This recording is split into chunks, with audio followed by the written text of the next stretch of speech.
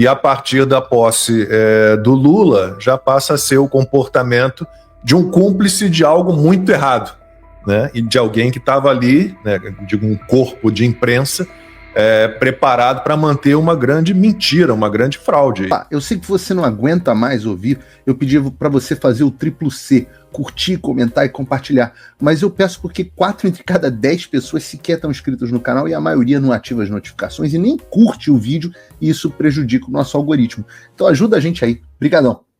Alan, no campo dos paralelos dos Estados Unidos com o Brasil, eu me recordo com bastante satisfação de estar no dia 6 de janeiro de 2021 apresentando os Pingos nos Is na Jovem Pan, e naquele momento eu estava na Flórida, mas você estava em Washington.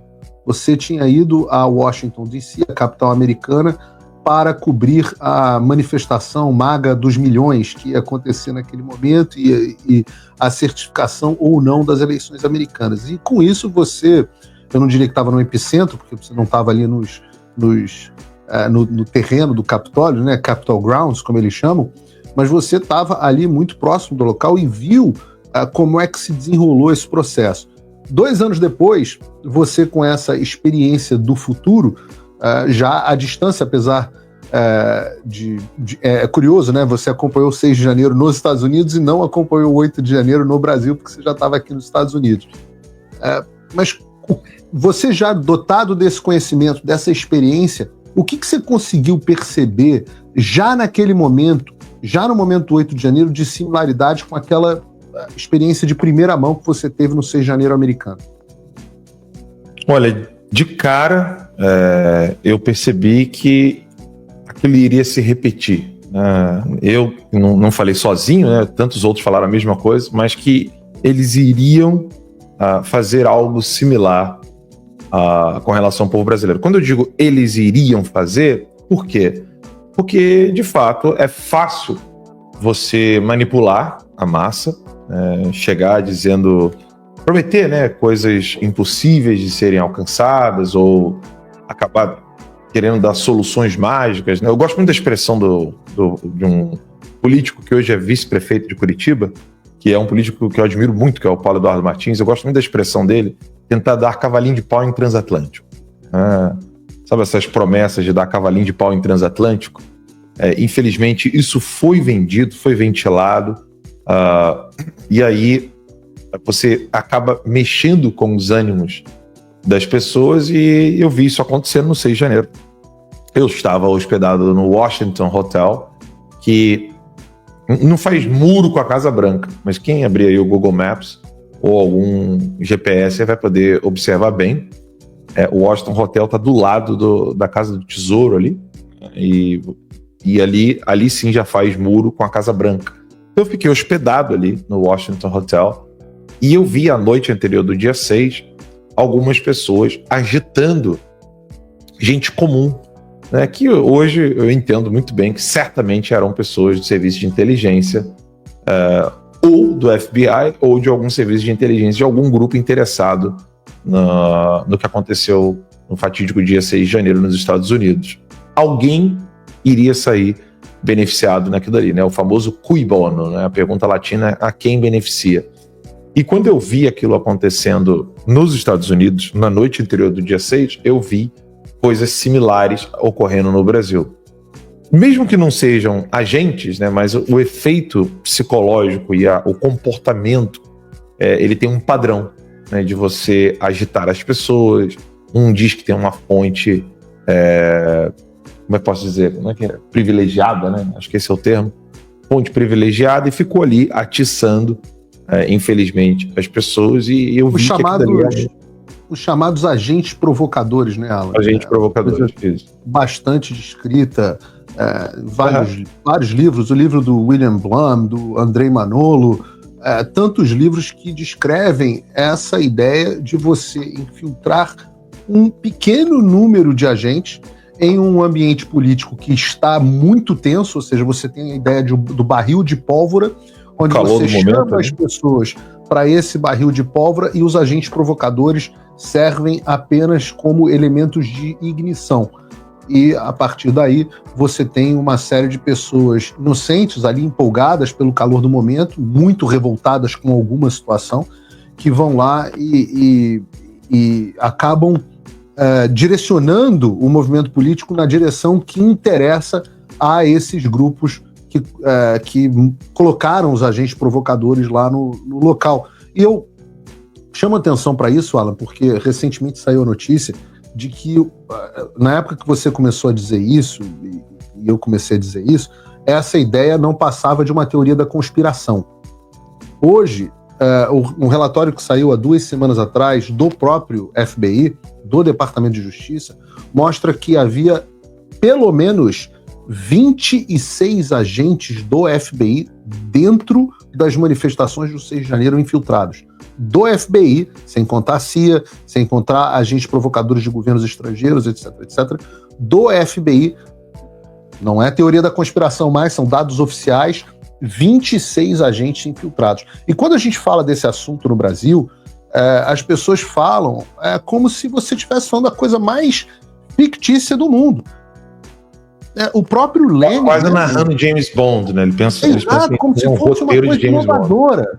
Né? Você pega... eu falo do livro do William Blum porque ele mostra todas as ações do governo americano colocando agentes provocadores em manifestações populares, desde a Guerra Fria até a Primavera Árabe. Mas se você for ler o próprio Lenin, né, o que fazer, o Lenin cita a estratégia de infiltração em manifestações como Eu ia mencionar isso agora, desculpe interromper, mas eu ia mencionar isso agora quem quiser ler sobre agitação e propaganda, né, existe um site que está em vários idiomas, inclusive vastamente traduzido para o português.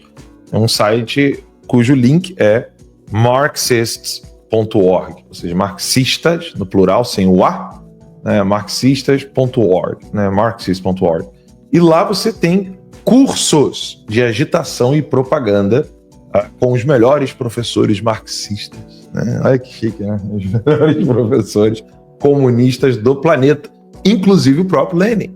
Né? Então lá você tem textos e mais textos, né, sobre isso. E um dos maiores agitadores, né, quando você pesquisa no Google sobre Stalin, fotos de Stalin, você que está nos assistindo pode fazer já esse exercício aí agora mesmo, abrindo uma nova aba. Procura fotos do Stalin. Normalmente tem uma foto famosa do Stalin andando com os membros do seu regime, e tem um que está com a roupinha toda de branco, um terno branco, calça branca. Esse homem era o responsável pela agitação e propaganda no regime do Stalin. Ele tem um livro só sobre isso. E é impressionante porque ele dá detalhes de como que deve se falar com o pessoal do sindicato, como que se deve falar com militares, como se deve falar com intelectuais, como se deve falar com políticos. E é impressionante como ele dá detalhes de comportamento, tom da fala. Ele explica, inclusive, que quando se fala... Ele falava assim, quando vocês se dirigirem a militares, vocês devem subir em algum tipo de nível. Pode ser uma caixa, pode ser um balde, pode ser qualquer coisa, porque o militar vai te dar atenção se ele estiver te olhando de baixo para cima, para que você tenha autoridade. Mas quando vocês forem falar com o povão, o sindicato, etc., não suba em nada e esteja no mesmo nível que o deles. Ele dá esse nível de detalhes de agitação e propaganda. Né? Enfim, desculpa interrompê-lo, mas não, como assim teoria da conspiração se o troço tem orientação de detalhes de comportamento? Assim, me desculpa eu estar olhando de vez pro lado aqui, que está aqui o Lacombe, está aqui o Max. Não, eu quero ouvir justamente o Lacombe, porque nada disso, sobre a instrumentalização do 8 de janeiro, nada disso seria possível se não fosse um papel quase que de uma rede de TV estatal que a grande mídia brasileira resolveu adotar. E pouca gente conhece a nossa imprensa como você, Lacombe. Como é que você avalia a cobertura jornalística que foi feita do 8 de janeiro até agora, inclusive na tentativa de esclarecer o que ocorreu? Era o comportamento da posse do Bolsonaro até a saída do Bolsonaro, era o comportamento da imprensa de um partido político derrotado nas eleições. Né? E a partir da posse do Lula, já passa a ser o comportamento de um cúmplice de algo muito errado. né, e de alguém que estava ali, né, de um corpo de imprensa preparado para manter uma grande mentira, uma grande fraude. E aí os atos do 8 de janeiro serviram para isso. Eu tenho muita vergonha. Eu comecei a minha carreira em 1988. Trabalhei 25 anos na Globo, somando os 5 anos na afiliada em Santa Catarina, mais os quase 20 anos de Globo do Rio de Janeiro. Tive lá diretores muito bons, Evandro Carlos de Andrade, Alice Maria, jornalistas muito sérios, muito sérios. Eu trabalhei numa emissora que levava o jornalismo a sério, nos 20 anos que eu passei na Globo Rio, que é a cabeça de rede, digamos assim. Eu não vi nada parecido, Então aí a gente teve lá, eu sempre considerava que o consórcio de imprensa tinha surgido na época da Covid, nunca tinha visto essa história de consórcio de imprensa. Na minha época de Globo, ali começando como repórter da Globo no Rio, em 97, a Globo nem considerava as outras emissoras de televisão, a audiência dela era tão alta, 70% da audiência era da Globo, ela não considerava as outras emissoras concorrentes. Me lembro que na minha época ali de jornalismo local, a Globo se voltava muito para a concorrência contra o jornal O Dia. Então ela, como emissora de televisão, via como seu maior competidor um jornal impresso. Mas aí, como citei, aí eu fiquei... A gente, depois do 8 de janeiro, vai olhar ali a cobertura que foi feita pela imprensa em 2006, que eu citei no início, aquele quebra-quebra lá com a turma, com sindicalistas, né, com CUT, com MST, com gente do PT, PCdoB, PCB, PSTU, e a gente até rodou hoje na revista Timeline um vídeo que eu fiz para o 4x4, peguei lá uma compilação de coberturas da imprensa em 2006, 2013, 2014 e 2017, de manifestações que descambaram para um quebra-quebra muito, muito maior do que o que foi visto no 8 de janeiro, né? Com gente ferida, com carro virado, com bomba, com gente incendiando sede de ministério. E aí você vai olhar o comportamento da imprensa de um modo geral em relação a essas manifestações, né? Bem agressivas, né? Você vê que todos se comportam da mesma forma, tratando aquilo como manifestação, chamando lá os baderneiros, incendiários e os agressores de policiais legislativos, policiais militares, tal, como manifestantes, que aquilo era um protesto, uma tristeza total e absoluta. Aí você vê de novo a imprensa atuando como consórcio na época das eleições presidenciais, da campanha presidencial de 2022, né? Atuando de novo como um partido político derrotado nas eleições de 2018, né? Metendo o cacete no... Desculpe aí a expressão, estou convivendo muito com o Alan, né? A gente acaba pegando... Agora a culpa é minha, agora. Ele está ficando bem mais... A gente está se encontrando no meio do caminho, entendeu? Eu estou subindo um pouco meu tom, o Alan desceu um pouquinho dele, e aí a gente está dentro do limite aqui permitido de velocidade. Não pode ser igual. Olá, e eu espero que você esteja aproveitando esse vídeo. O canal Olavo do Carvalho foi criado por apoiadores do jornalismo independente, dedicados a garantir que a minha voz e a de outros não sejam silenciadas. Eles fazem um ótimo trabalho. Por isso, se inscreva no canal e curta o vídeo. Aqui você vai encontrar diversos cortes rápidos dos meus programas e de outros grandes nomes.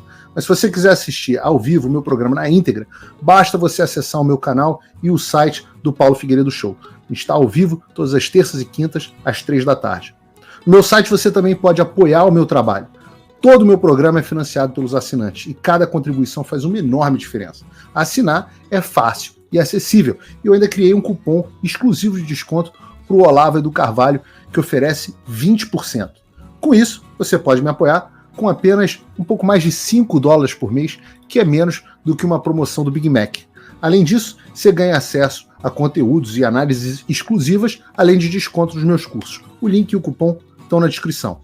Agora, se você está numa condição de vida abençoada, talvez você possa dar uma contribuição mais significativa, tanto financeira quanto intelectual, se tornando meu patrono Gold. Com um compromisso de $50 por mês, você faz parte do nosso grupo de WhatsApp, participa das nossas reuniões mensais de Zoom, dos encontros presenciais e também tem acesso a mim direto por e-mail, que você pode utilizar para contribuir com as suas ideias. E você vai se juntar a um grupo de pessoas de elite preocupadas com o Brasil. Você imagina o impacto que você vai poder causar. Desde dezembro de 2022, eu continuo com todas as minhas redes sociais bloqueadas no Brasil, as minhas contas e meus ativos congelados, meu passaporte cancelado, tudo a mando do Alexandre sem justificativa. Então, se você tem condições e quer ajudar mais o seu país, mas não sabia como, essa é a oportunidade que você estava esperando. Junte-se a nós, faça a diferença e não me deixe sozinho. Faça o tal do triplo C. Curta, comenta, porque a integração do chat ajuda muito, e compartilhe.